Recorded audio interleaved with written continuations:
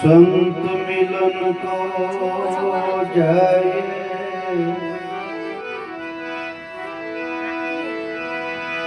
संत मिलन को जाए,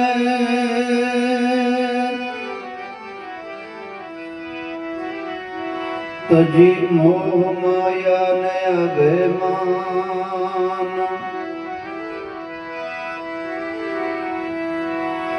जियो जियो पावया गए धरे, तो कोटि यज्ञ समान।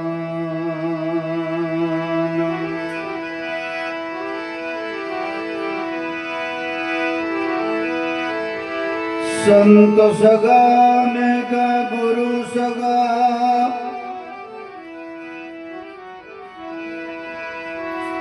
अंते सगा एक राम,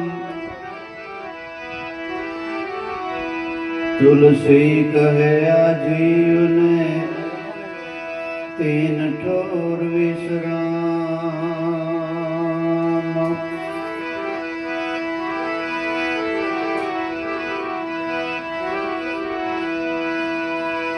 गुरु मिला तो सब कुछ मिला, और मिला नहीं कोई। गुरु मिला तो सब कुछ मिला,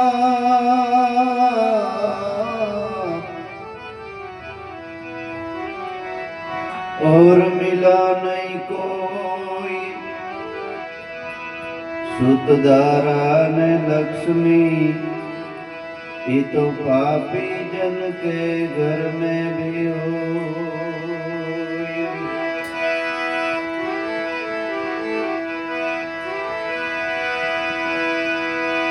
माटे वंदन करो गुरु साध को,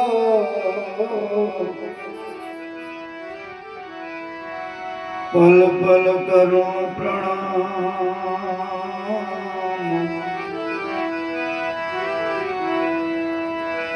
गुरुदेव आप कृपा थकी,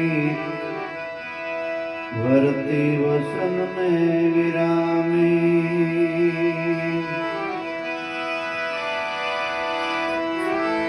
गुरुदेव आप कृपा थकी, वर्ती वसन में विरामी।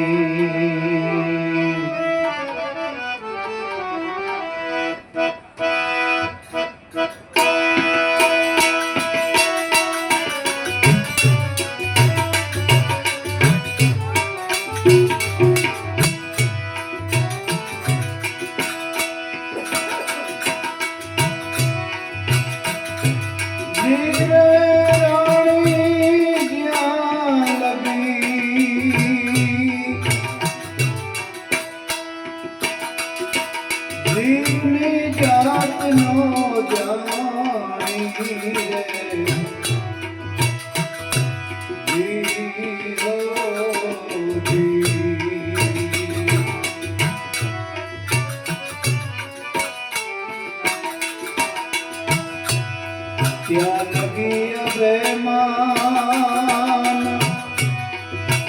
तुमने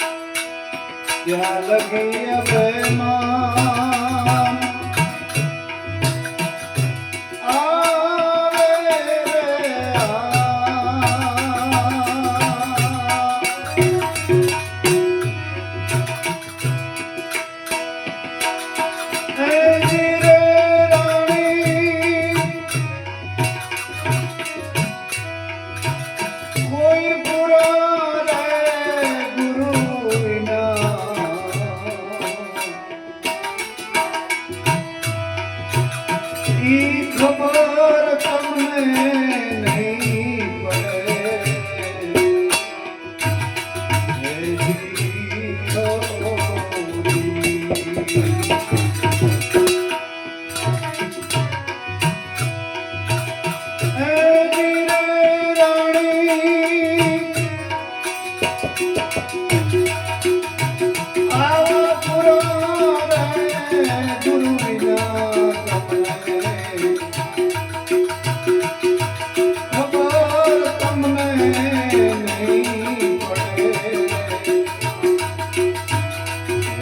જીવો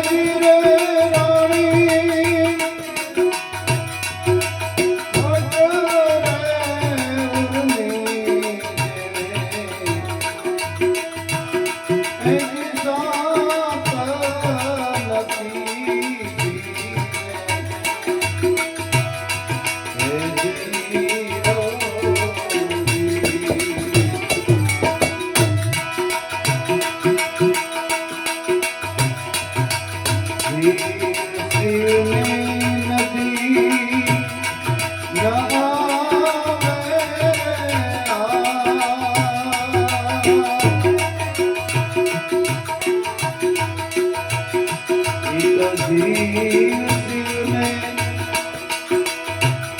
એનો પામે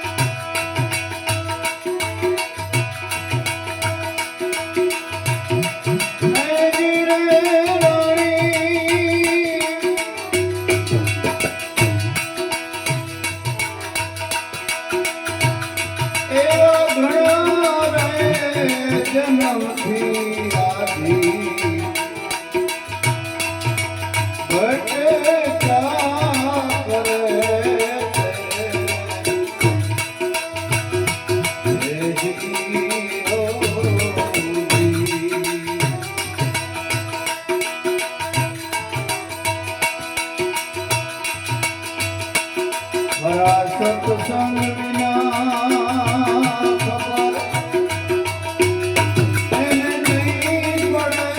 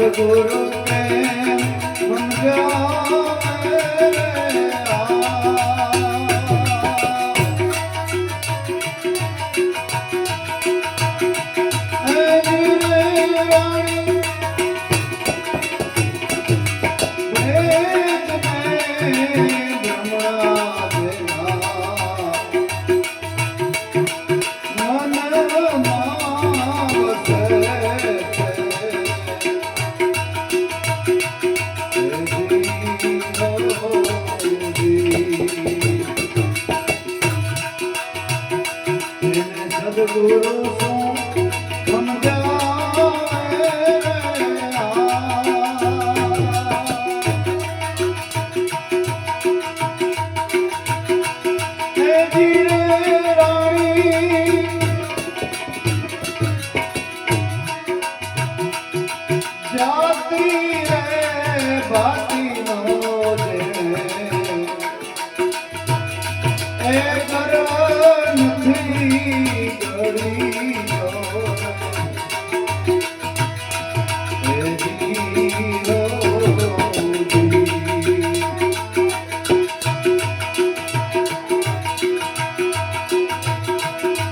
ગુરુજી ના શરણે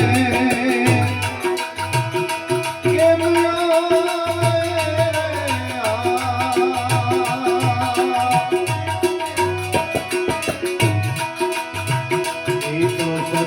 ગુરુ શરણે કેમ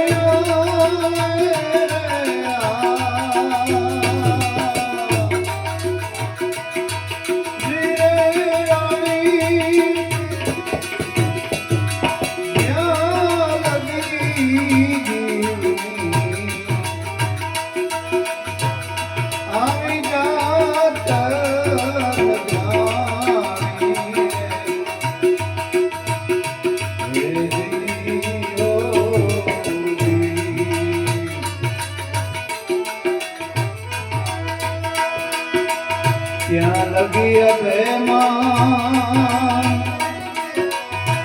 એ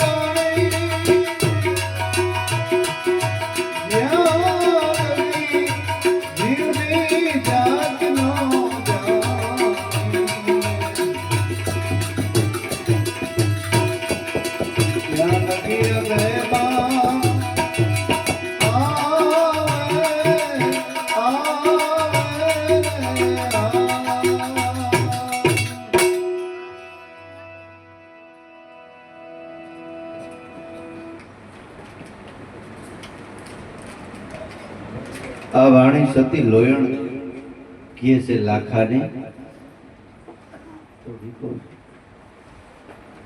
આ લાખો આટકોટ ગામનો રાજા હતો અને એ જ ગામના ભક્ત દંપતિ ધનજીભાઈ અને રૂડીબાઈની દીકરી એટલે સતી લોયણ, જેના ગુરુ મોરબીના રાજા સંત સેલણસિંહ હતા અને એના ગુરુ હતા ઉગમસિંહ બાપુ, વણકર જ્ઞાતિ હતી. એટલે એ પણ એક મોટું પ્રમાણ છે ને કે મહાન રાજા મોરબી ઢેલડી નરેશ સંત સેલણસિંહ, જેના ગુરુની કોઈ કે આપણે જેને નિસું વરણ ગણીએ એવાને શરણે રાજા મહારાજો પણ ગયા છે. મોટું પ્રમાણ મળે ને આપણે. એ જ ગામની દીકરી લોયણબાઈ પાદરની અંદર સંઘ મોટો આવ્યો, આટકોટ ગામને પાદરમાં ઉતર્યો. લોયણબેન ત્યાં પાણી ભરવા ગયા અને લાખાએ એવો કાયદો કર્યો હતો કે સાંજ પડે દી આથમાં પછી મારા ગામની કોઈ પણ બાઈ ગામ બારોબાર પાણી ભરવા જાય તો મારા હાથના માર ખાય, એવો કાયદો કર્યો હતો. કાયદો શા માટે કર્યો હતો? લોયણ માટે કર્યો હતો. કારણ કે લોયણને લાખાને પોતાને રાણી બનાવ્યું હતું. પણ ધનજી ભગત અને રૂડીબાઈ લુહાર જ્ઞાતિ એ માન્યા નહીં અને એ ભક્તિ કરવી છે ને એટલે એ રોષે ભરાઈને આવો કાયદો કર્યો હતો. ગામની અંદર આટકોટ ગામના પાદરમાં સાંજે સંતોના ઉતારા થયા. જુનાગઢ જાતો તો સંઘ, એટલે સંઘ ત્યાં પાદર રોકાણો. લોયણબેન કુએ પાણી ભરવા ગઈ એટલે એ સંઘના માણસો પણ પાણી ભરવા કુએ આવ્યા એટલે કીધું કે બેન દીકરી અમારે 2 બેડા પાણીના ભરવા છે તો તારો શીસણીઓ આપીશ. ત્યારે લોયણને એમ થયું કે મને દીકરી બેન કહીને બોલાવનારો આ ગામમાં આ કોણ?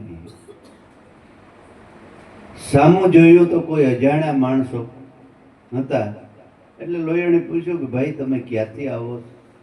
આટકોટ ગામના તો નથી લાગતા, નગર મને દીકરી કહીને બોલાવે નહીં. કારણ કે ઘણી વાર આપણે કહીએ છીએ કે ગામની દીકરી ગામના સંત એને ગામમાં કિંમત ન હોય. એટલે કીધું કે બેન અમે જુનાગઢ જઈએ છે, જેમલ ભગતને ત્યાં મોટો સત્સંગનો મેળાવડો છે.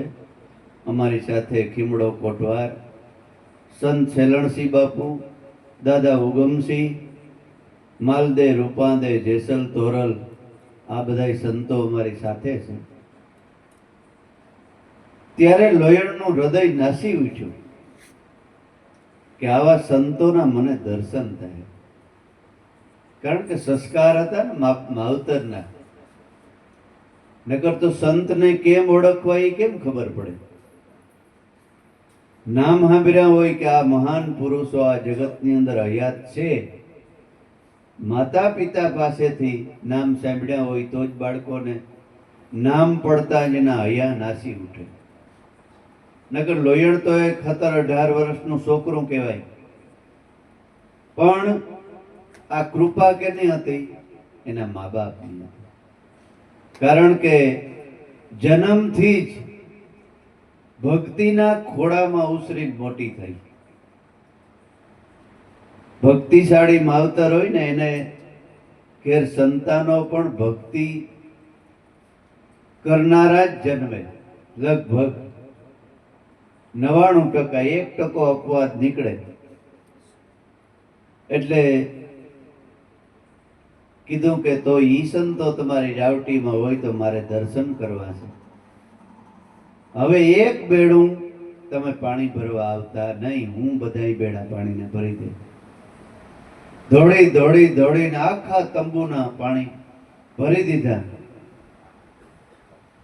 દેહભાન ભૂલી ગઈ. હમણાં અમુભાઈનો દેહભાન ભૂલી ગયા તો ભૂલાઈ જાય, એવું કઈ ન હોય. પણ એને એમ થયું હૃદયથી કે ઓહો મેં ભૂલ કરી નાખી, આ મોટી ભૂલ માણસ કરે. પણ ભૂલની મોટામાં મોટી દવા અફસોસ છે.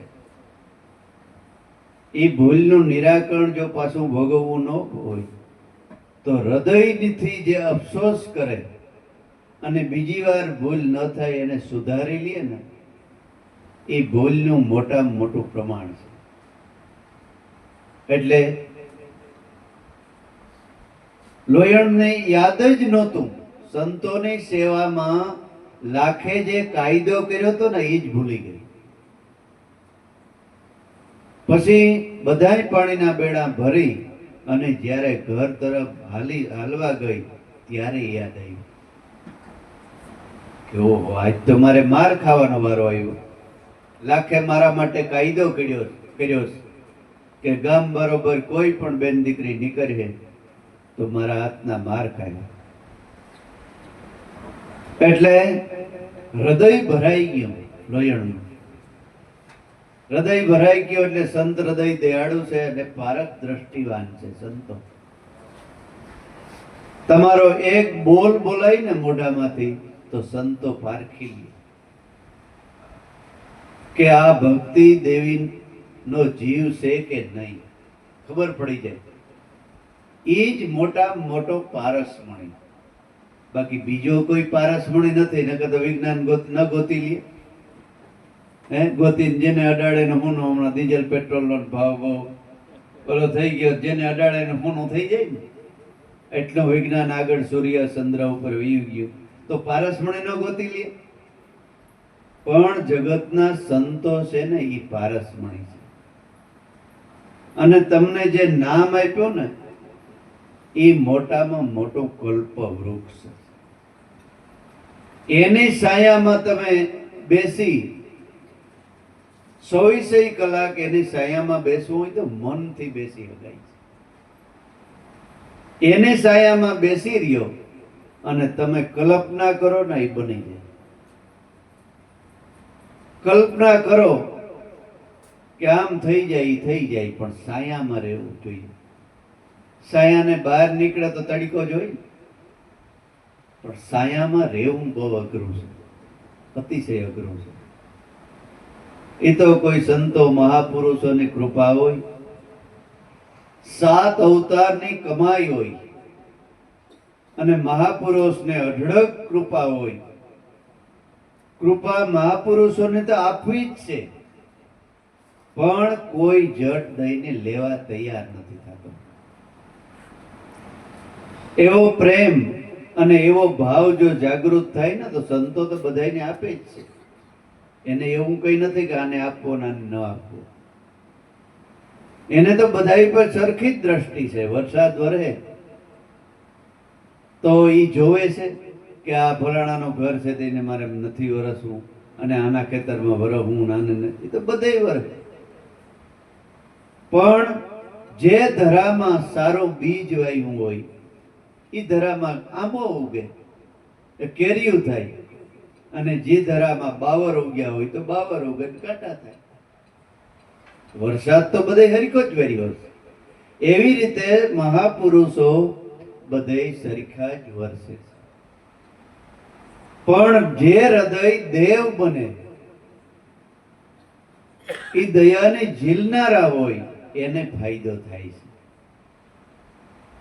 ઘણાને મનની અંદર એમય થતું હોય કે બાપુનો ગુરુદેવનો આને ઉપર વધારે ભાવ છે, આપણે ઉપર ઓછો છે.